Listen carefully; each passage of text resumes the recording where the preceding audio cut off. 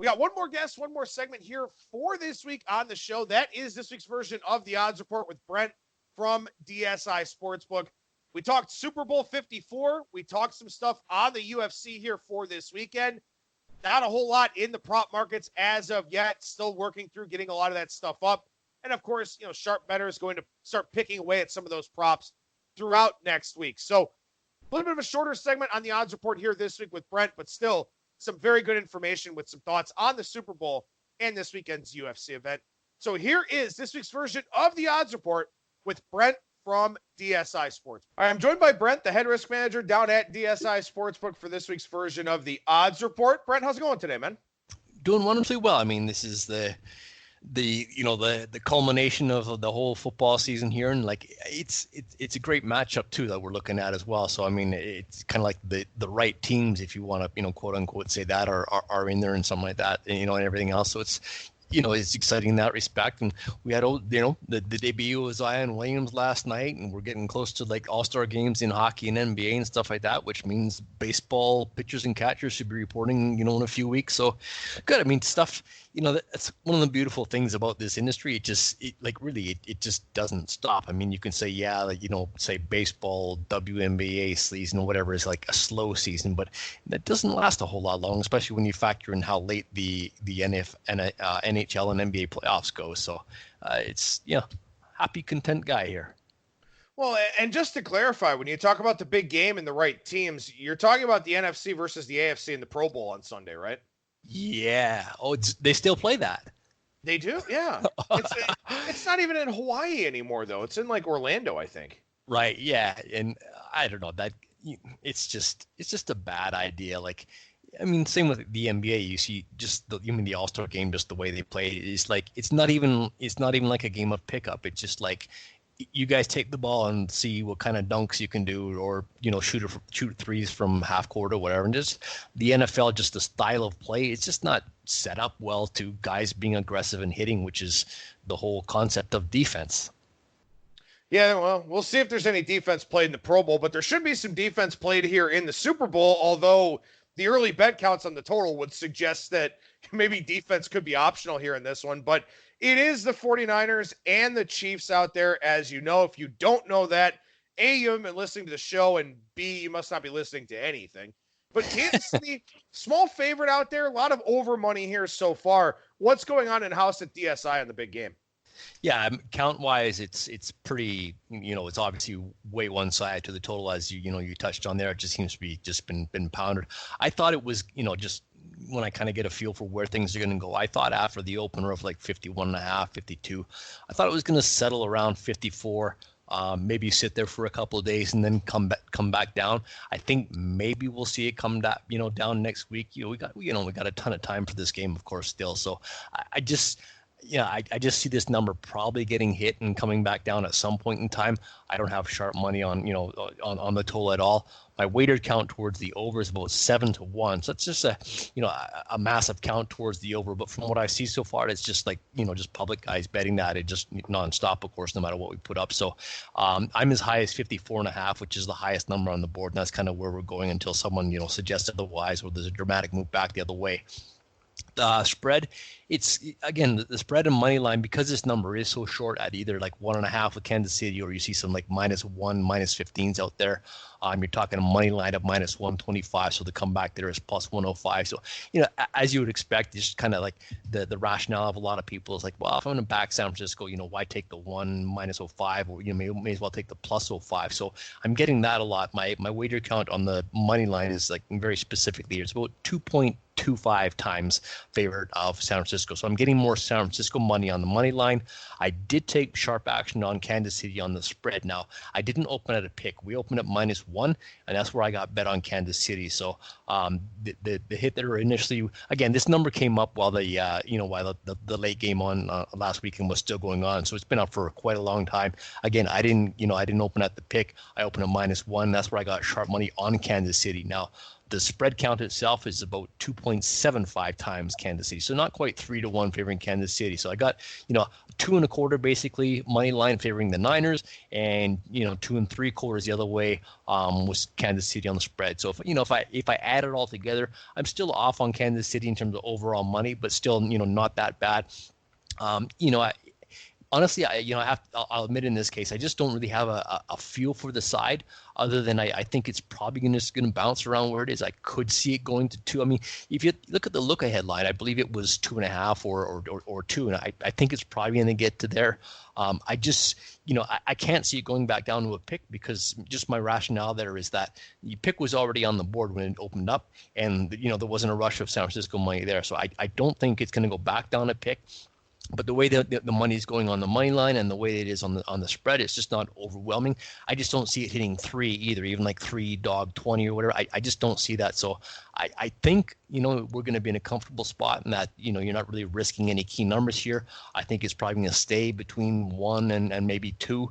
And, we'll probably end up with a similar chart as we have right now. The only thing I think, like I said, I think at some point next week, maybe we'll get, some money coming in on the under, but I haven't seen it yet. So from a risk management standpoint, when we talk about the Super Bowl, it's usually the dog on the money line and the favorite minus the points. And a lot of people kind of just like to adopt that strategy here with this game. But as you mentioned, with this one, basically 1.5, not really a whole lot of wiggle room for movement. It's not going to hit 3. It may get to San Francisco -1 if that ends up being the sharp side, but just not a lot of movement here on the side. So from a risk management standpoint, I mean, does that free you guys up to focus more on other things? How do you sort of, balance that out? Well, I just, you get a feel sometimes where you think the number's right, and I think this one is very strong. Again, the early indication from the bets I've got show that. Like I said, I think the number could tick up. It might go to 2.5, maybe. I don't know, because I think you might see some guys buying in at that point. Like I said, I don't think it's going to drop down a pick. I don't think it's going to flip to where San Francisco is the favorite either. So I think this number is going to be good for us. The only thing I think that could see some volatility would be the total, and my feeling is that would come down, but who knows? Now, would money line exposure cause you to move the spread at all, or would you just move the money line price down? Well, I mean, you can do that sometimes, yeah. But right now, the way things are balanced off, the spread and the money line being as low as they are, I mean, plus 105 and the -1.5, it's just, it's not really significant for us to make a move, even if I was, one side towards San Francisco on the money line. But right now, it's a good spot for us. Now, if you talk about last week, when you're getting, bigger payoffs like plus 250 on the dogs and the -7.5, dog 15 or what it was on those games, you might look at those in terms of the exposure and stuff like that. But those games as well, they just worked out for us in terms of management. Now, of course, going back to that week, things weren't great for us, and the fact that both favorites covered and in both games went over when you look at the teasers and stuff like that. So that wasn't a great result for us, but I think this number is going to work for us where we are. Now, I don't know if you know this, and I apologize if I'm blindsiding you with it, because I didn't ask you this before the show, but in terms of Super Bowl futures exposure, I mean, given the San Francisco defense, given how, they had that real nice cameo with Jimmy G a couple of years ago, and then given Kansas City in the offense, I've got to think that, these two teams aren't real great in terms of the futures exposure you may have had. Yeah, no, actually, we're in a good spot. I think actually when the playoffs started, we basically had one risk position to the Eagles, and that was really the only team that we lost to. I think Seattle was not great for us, but I think the Eagles and Seattle were the only ones where we actually were at risk to. So we're gonna do well to both these teams. As you kind of segued in for me, I did personally bet San Francisco at 35-1 before the season started, so I'm glad you brought that up. What's your play there? What's your plan? Have you decided? Well, I mean, we talked about the market and stuff like that, and kind of the feeling as to where things might go. I now might be a good time to just look at how things might go in terms of the game, and you get into terms of the analyzing the stats and stuff like that, and the matchups and stuff. And it's interesting because San Francisco's front seven is by far the fastest in the league. I mean, they go up and down. The linebackers go side to side real well. And in terms of Mahomes, where his struggles and stuff like that is more when he's forced to sit in the pocket. You saw last week as well what happens to him when he gets out of the pocket. I mean, he succeeds quite well there.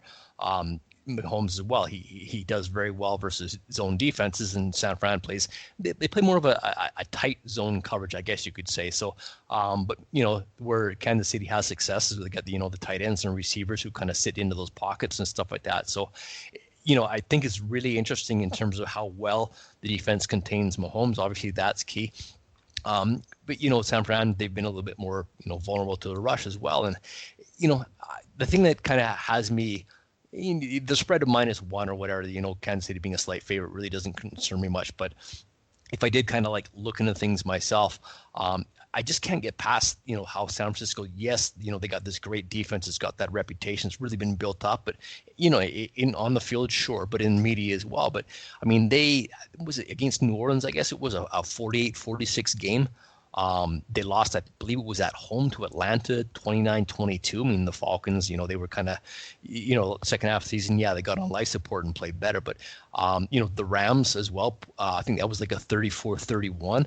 And you compare those teams to the Chiefs and Mahomes, and I just, I think San Francisco, yeah, their defense is really, really good, but I think, Kansas City is likely to exploit them to some degree.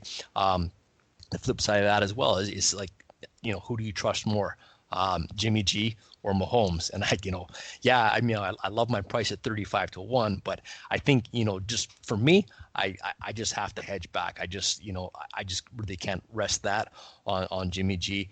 And again, I'm not even looking back into last week and stuff like that. His stats, yeah, it was like 6 out of 8 for, less than 80 yards or whatever, but he didn't have to do anymore. I mean, San Fran just kind of rolled with what Green Bay gave him, and Green Bay played a horrible run defense. So, I mean, why bother chucking it out there? They just didn't have to. So I kind of, I don't really read much into that. But San Francisco does run the ball more than anyone else in the league. But they do have good matchup issues too with, you got Deebo Samuel on the outside. You got Kittle as well doing his stuff. So, I see a lot of ways for both these teams to win the game. I wish I could say, I just love San Francisco in this game. I'm going to ride it out. But it's interesting because San Fran's been so dominant with the run and Kansas City's been so dominant with the pass. I think the key to this game really is going to be if San Francisco can have success passing the ball and if Kansas City can run the ball well.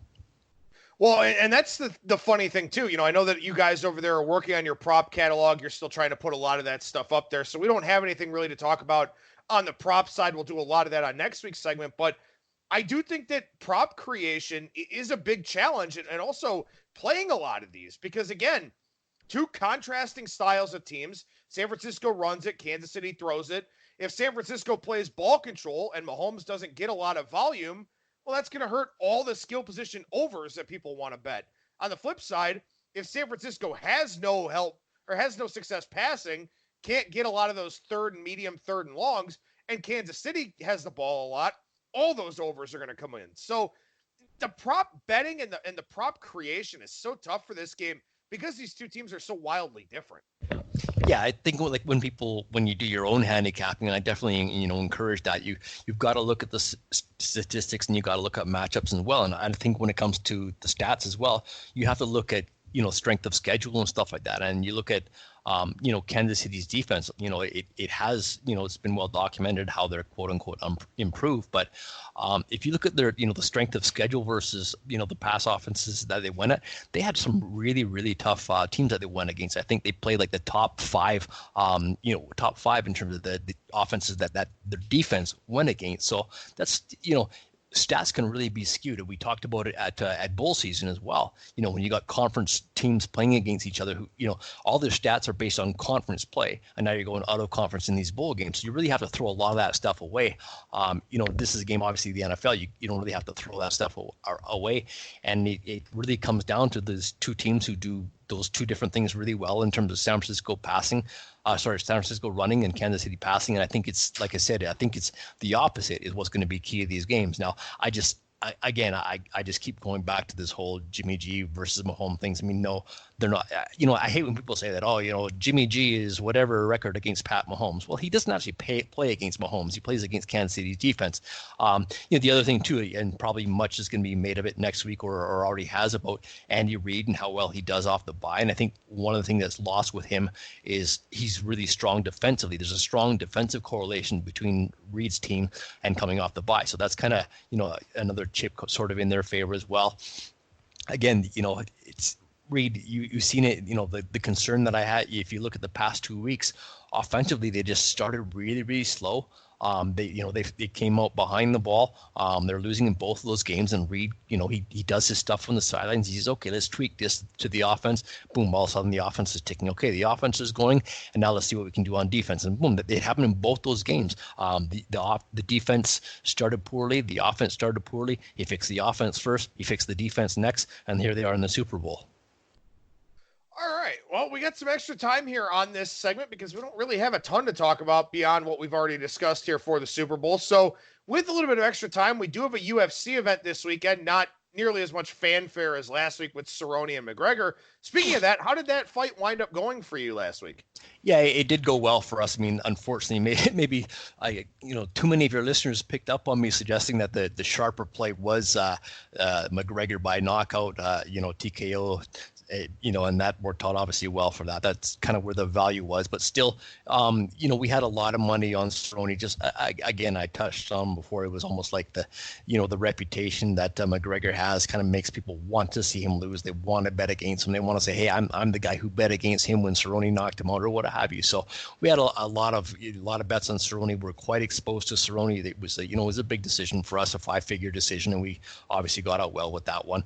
McGregor was just kind of funny at the end, like it was like he was like running for politics or whatever, like shaking hands, kissing babies and stuff like that, or maybe kissing opponents and shaking grandmas and hugging grandmas and stuff like that. It was quite interesting to see him out there, though. It was like a different Conor McGregor. Maybe he's going to be more personable. All right, so as we take a look here at this weekend's card down in Raleigh, North Carolina, UFC on ESPN Plus 24, UFC Fight Night 166. There's like 18 different names for all these events here in the UFC. But what are some of the sharp plays that we're looking at here for this weekend that you've seen? Some sharp action there at DSI. Yeah, I mean, just on the undercard, a couple fights. Sarah McMahon is one where I did get sharp action there. That came in at -140 there, and I think she's just kind of being undervalued. She's off a couple losses, stuff like that, but she's just too good in this price. It seems, at 140 was a sharp play, and I kind of see the logic behind that one. I also have Burns and Landwehr. Now, I mean, Burns is he was a small favorite, and he's flipped to a small dog right now. Even money's where he got played by sharp money, and both these guys are newcomers on with the UFC. But if you look at Burns and what he's done, it just seems like he's a better submission threat, and he's faced better opposition. You kind of I can see stuff going that way in terms of his favor. I did get the Townsend Lewis fight over 1.5. That came -155. The over there's -190. So the whole market's moved that one as well. Lewis is kind of in one of those spots where he's got to win. He's good striking, good in the clinch as well, and Townsend, I mean, he's a good, solid opponent. He does, he's a good striker from range and stuff like that. He's okay when he can set the pace, but he's just not a hard enough hitter as well to not, to send this one out early. So I kind of agree with the over 1.5 as well. The two kind of the main event and co-main event, I guess you will, with Chiesa and Dos Santos and Blades. I do have sharp money on the over there with the main event Dos Santos and Blades. So that one, I kind of got pseudo sharp money on the Chiesa fight over as well. Blades is very interesting. If you look at his record, he's if Ngannou wasn't at the division, he'd be, you could argue Blades is probably the heavyweight champion waiting as well. Just kind of a matter of time before he gets there. He's still, by UFC terms, he's still, a young 28. Dos Santos now is, he's long in the tooth, yeah, but he's a solid veteran. I think he's around 35 years old. He's, a quality, gatekeeper, if you will.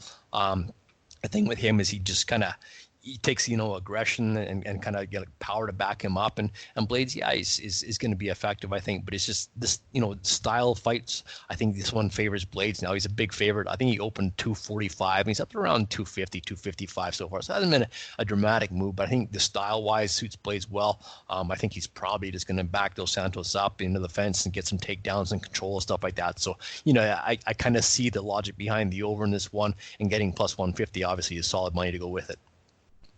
Brent, the head risk manager down at DSI Sportsbook, with us for this week's version of the Odds Report. Brent, always a pleasure, man. Good to chat a couple of different sports betting markets with you here over the last 2 weeks, and look forward to our Super Bowl extravaganza next week. We're showing our versatility. There you go. Yes, we definitely are. Thanks a lot, man. We'll talk to you again next week. Thanks again for having me on, Adam.